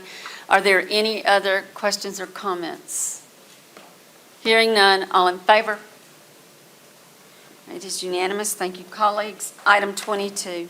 Order authorizing the mayor to execute an amendment to the engineering services agreement with EJES, Inc. for the Raymond Road Bike Pedestrian Path, Forest Hill High School to Boys and Girls Club. So moved. Second. We have a motion and a second on this item. Colleagues, any questions or comments? Mr. Griselle. Thank you. Kind of backing to what Mr. Stamps said earlier, I know that Councilman Banks, Councilman Stamps were really working hard on this, and then when I came into office, I met with ASJAN and a few other constituency groups, and so this is a major mandate that I've been under for the last 3.5 years. And so I've met with the administration about it, I've talked to Commissioner Willis Simmons about it, and I've also talked with our federal lobbyists about trying to get some grant funds to help make this come to fruition. And colleagues, I beg your support on this. This is a really important project. I taught at Forest Hill for about 9 years, and I remember how children would have to just literally dodge traffic just to get home every single day. And so, again, I ask for your full support on this, and maybe we can see something coming up in the near future. Thank you. Thank you. Colleagues, any other, Mr. Mayor? Yeah, just briefly, again, the council members, and I think this is how government should work, challenged me with this concern. I challenged the 1% Commission for its support of this, and the majority obviously supported it. There was a little opposition, but I think in the end, everyone understood that this was saving young people's lives, potentially saving young people's lives. So I'm happy to see this moving forward. Thank you. All right, colleagues, any other questions or comments? It's a good day. It's a All good in day. favor? It's unanimous. Thank you very much. Thank you, colleagues. Item 23. Order accepting the bid of Henfield Construction Company, Inc. for the construction of the Swan Lake Bridge Replacement Project. So moved. Second. We have a motion and a second. I think Mr. Banks is having a really good day. All right, Yes, so, Florine Keeler gonna thank you, Mayor. yes. Any questions or comments, colleagues, on this item? All right, hearing none, all in favor?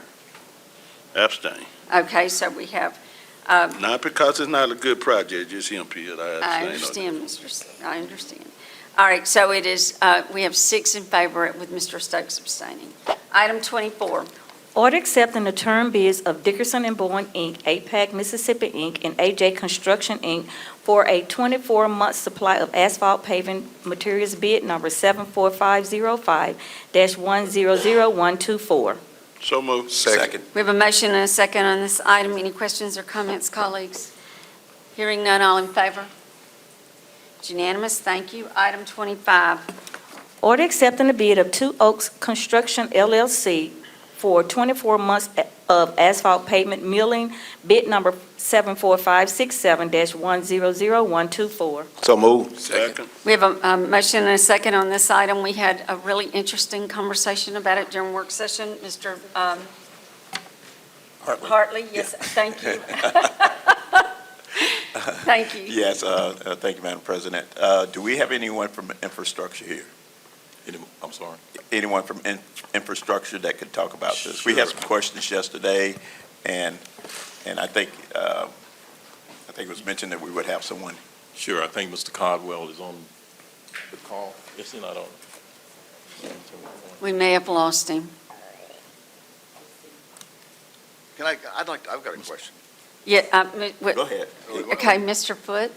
Maybe it's probably just very similar to the question Mr. Hartley had, but I'll go ahead and say it even though Mr. Caldwell may not be on the phone. So my question really comes down to, it's priced, this contract that's proposed. We need milling. I'm not arguing against that at all. My puzzlement is I think of milling as a service. In other words, you go out there and straighten out the road and whatever, but it's priced, the way it's priced is $250 per ton. And I just don't understand that, we buy the asphalt over here at $83 a ton, but the way it's priced, it comes across as, not as a service, but as a quantity of something delivered. And if somebody can explain that to me, maybe in writing or whatever, I'd appreciate it. So, as a layperson, this is just my thoughts on it. I'd rather hear it from a. Okay, well, I got you. I got you. No offense. If you put it down as asphalt, you pick it up as asphalt, it's still a ton. Right now, it's still tonnage, Yeah. I just, Okay, so Mr. Caldwell's not with us anymore. and Mr. Good morning, I'm here. Oh, Okay. you here, Yeah. Mr.? Yes, I'm here. Caldwell? Good Hello, morning. Mr. Caldwell. Hello, how you doing today? Fine, fine. And first of all, thank you for all the hard work you're doing out there. I know you having to do a lot of stand-in because we don't have the public works person, but thank you for everything you're doing. We had some questions yesterday in work session concerning, actually, I think the first comment was, how much is this, do we have for potholes? But one of the specific things got around to milling. And correct me if I'm wrong, the milling process is when we hire someone to come in, scrape the top off, surface off, and then is there a separate contract when they buy our milling, or is that the price for them doing the work itself? Well, that's the price for them actually just removing the asphalt from the surface. Okay. We're actually not selling this milling, we'll be using it for in-house projects because this contract is actually for paved streets department. So we're in preparation to get back to start in-house paving. Okay, so that's what this whole contract is for. And I think that was part of the discussion yesterday. So when we pay them, they're coming in, cutting that top surface off, generating the milling, and we pay them by the amount of tons that they process. Is that correct? Yes, sir. Correct. And while I have you here, what about potholes? How are we doing on that? Are we using the milling for pothole repairs or anything else like that? So the milling's actually going to be used probably for bedding surfaces. We can use them for roads. There might be gravel to come in and try to level them back up. Actually, some city facilities need to be upgraded also. We have some washout areas we can use them for, so several different uses for the milling in-house. Okay, and finally, concerning milling, trying to get educated here, but it has a shelf life. I mean, if you leave it in place, you won't be able to use it for a while. I mean, you won't be able to use it, right, if it gets to a hardened consistency? Yeah, it doesn't have a life expectancy. It's not going, you can set it up and you can just come back to it and use it when you want to. We're going to we'll apply it, we'll level it, we'll grade it back out, and we'll compact it. with our roller, so it'll have a hard surface to it. Okay. But there's different aggregates you can use to come back and make it back tactful to stick it together. So we have all that, coming up into play. Yes, sir. Again, thank you for everything you're doing. We get a lot of calls about the potholes, we get a lot of calls about this other drainage and right-of-ways, and I know all that's under you. So thank you so much for all your hard work. Thank you, Mr. Hartley. Mr. Foote, did your question get answered? Or less, I'm just trying to learn, It is. Mr. It is Mayor. a service, right? But I think it's more cost-effective that we look at how much they pick up as opposed to hours across a year. We can't maintain, people can ride a clock for a period of time, so we want to make certain that we're getting the best bang for our buck. Thank Madam you. President, Yes, sir, Mr. Stokes? I hope Mr. Caldwell's still there. I'm trying to follow Councilman Banks, 12:30. Remember, so we can vote and everything. Telling you now. Mr. Caldwell, there's a lot of digging taking place citywide from the water, Jackson Water, the gas company, Atmos, and some from the city. The repairs not taking place in terms of they digging, but the holes are deeper than when they fill in those holes, and people are tearing their cars up or hitting those holes and bursting tires and everything else. And I know you short staff. Do you have anyone that's checking behind the digging that's taking place by these private companies? Yes, sir. So what happens is when they do call out to paved streets or whoever they may call to, we'll send someone out to check and look at the actual cut, and we'll be determined if it is a Jackson priority or if it's somebody maybe Atmos or maybe Jackson Water. So we'll distinguish whose cut it is, and then we'll turn it over to the right person. Could we look at Clinton Boulevard and Bullock Street and Woodrow Wilson? They're on Woodrow Wilson digging now. They've been digging all weekend. And the holes, and this is the gas company, the holes they digging, they not filling in. I don't think properly. These cars are hitting them and tearing up car tires and other things. Could we please look at them or send them a note or something, let us know who we need to call when people tap their cars? Thank you. Thank you. Yes, Mr. sir. Banks? Yeah, Madam President, since Councilman Stokes opened up, Mr. Caldwell, Forest Hill Road between McClure and Lakeshore, Jackson Water did the cut, and it has caved back in. You can see the dirt now. They did the cut, they put the asphalt on top of it, but now you can see the dirt. So that's Forest Hill Road in between McClure and Lakeshore. Got it. We'll take a look at it. Yes, sir. All right, thank you, colleagues. Now, Madam President. back to the item at hand. Yes, Mr. Yes, the follow-up again, Mr. Caldwell, on this milling. We're paying a certain amount to have it processed, okay? And so you're saying we keep all of it, we don't give it to any of the processors? That's correct. Because some of the processors out there are reselling it for $300, a load. So that was my question. But if we're keeping it all and we can't haggle with them on the price or try to get it lower if they take it. So thank you, sir. Thank you. All right, Yes, sir. Thank you. colleagues. Thank you. And thank you, Mr. Caldwell, for joining us. Any other questions or comments? Hearing none, all in favor? All right, it is a vote of, there you are, Mr. Stokes is in the back of the room voting. It's a unanimous vote. Thank you. Item 26. Order ratifying the submission of a request for a grant extension to the W.K. Kellogg Foundation for the development of the proposal entitled Employment Pathways to Human Dignity. So moved. We have a motion and a second on this item. I think we did discuss this some yesterday afternoon. Any other questions or comments? Hearing none, all in favor? Abstain. Madam Okay, President. so we have 5 in favor and 2 abstaining. All right, item 27. Order authorizing payment of full and final settlement of all claims against the City of Jackson in the matter of Kenneth D. McClure versus Daniel Moore in the City of Jackson, Mississippi, in the Circuit Court of Hinds County, Mississippi, First Judicial District, Civil Action Number 20-CV-183-WLK. So moved. Second. We have a motion and a second on this item. Colleagues, any questions or comments? Hearing none, all in favor? Abstain. Okay, so we had 5 in favor and 1 abstention. Mr. Stokes abstained. All right. 6. 6. I'm still. Seven. We got 7 members now. All right, so we had 6 in favor with 1 abstention. All right, item 28.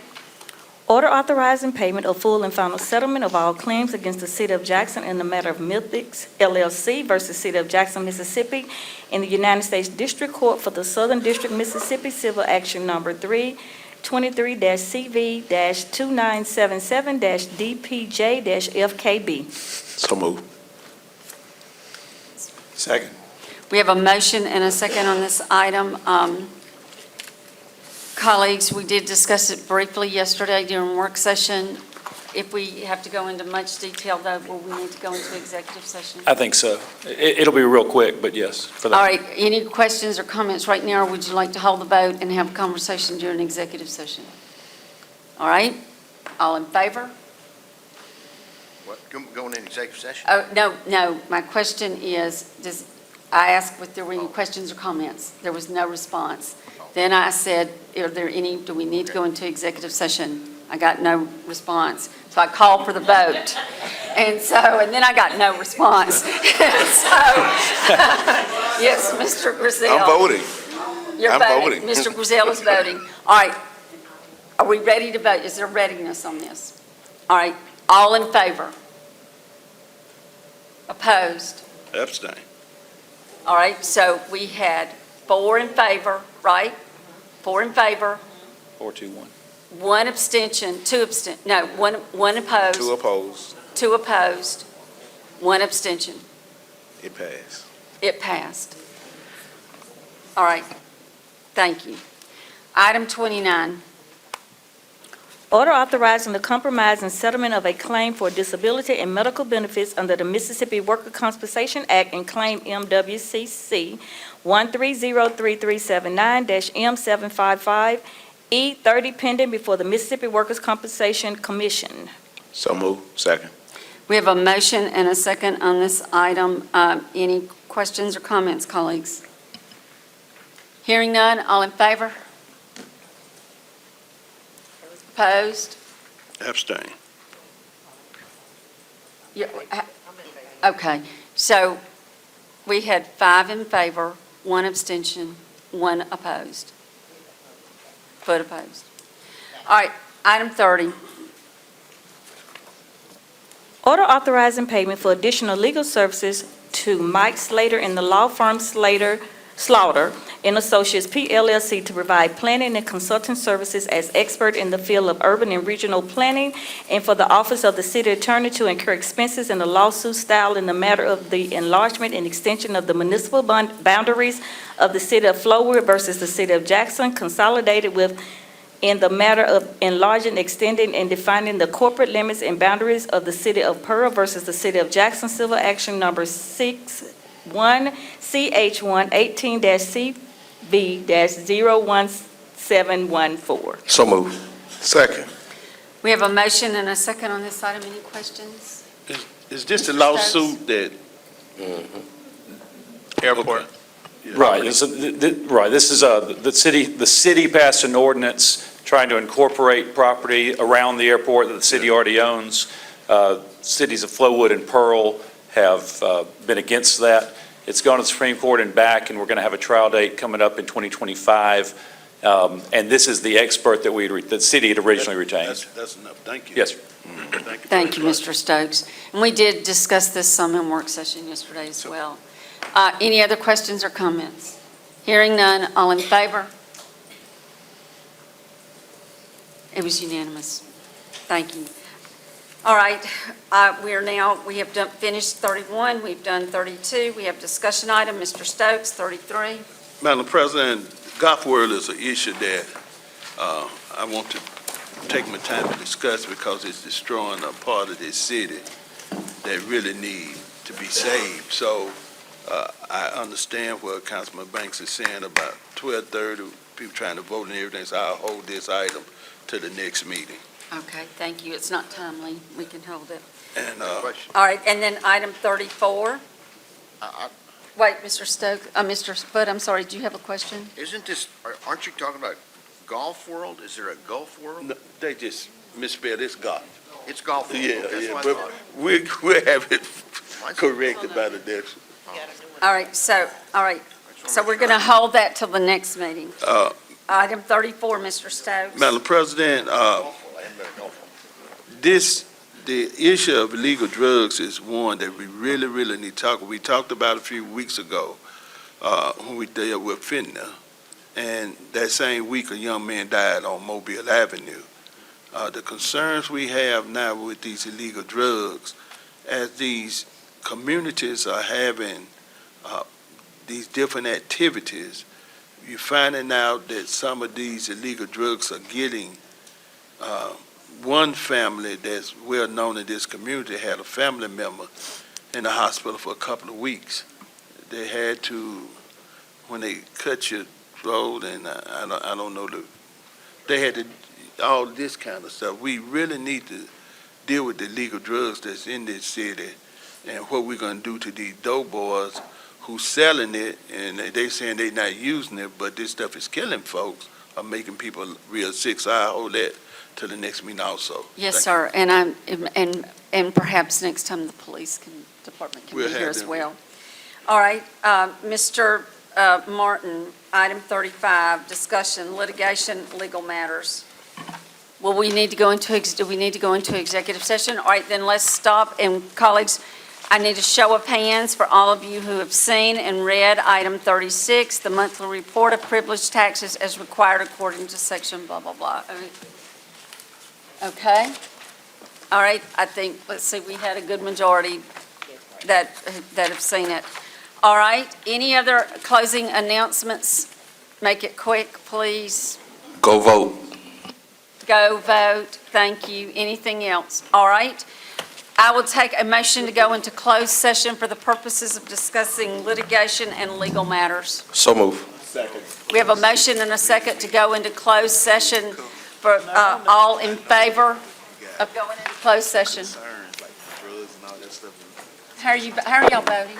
I voted yes. Kathy. Okay, all right. Kathy. Okay, so it was a unanimous vote to go into closed session. Okay. All right. We're back in session. Welcome back. While we were in executive session, no official action was taken. The mayor has announced that he has a quick announcement, but so do I. We will have a special city council meeting tomorrow afternoon at 3 o'clock to deal with the legislative agenda, to vote on resolutions that are ready for our considerations. I think there are, 2 or 3 items and maybe a discussion. 5, okay, all right. So that's at 3 o'clock tomorrow here in council chambers. Mr. Mayor. Yes, very quickly, the City of Jackson is organizing this year's holiday parade. The theme is Holidays Through the Ages. We are requesting that all neighborhood associations, businesses, religious organizations, all school districts, bands, clubs, and et cetera, to apply to participate. The parade is scheduled for Saturday, December 7th at 6 p.m. It is an evening parade. Applications are being accepted at the city's website, www.jacksonms.gov. Under the 2024 Holiday Parade tab, please call Dr. Robbie Smith at 601-767-9428 or Chris Gray at 601-960-2324 for more information. Thank you. Thank you. All right, is there, Mr. Hartley? Just a question to the administration. Can you notify us as soon as possible when there's a date for the roll-off dumpsters? Yes, sir. I will get with Ms. Weathers about that. You may have noticed that I said districts. We're actually inviting surrounding cities as well to be a part of our Christmas parade. Great. Thank you. Anything else to come before us at this time? Not, colleagues, this meeting is adjourned.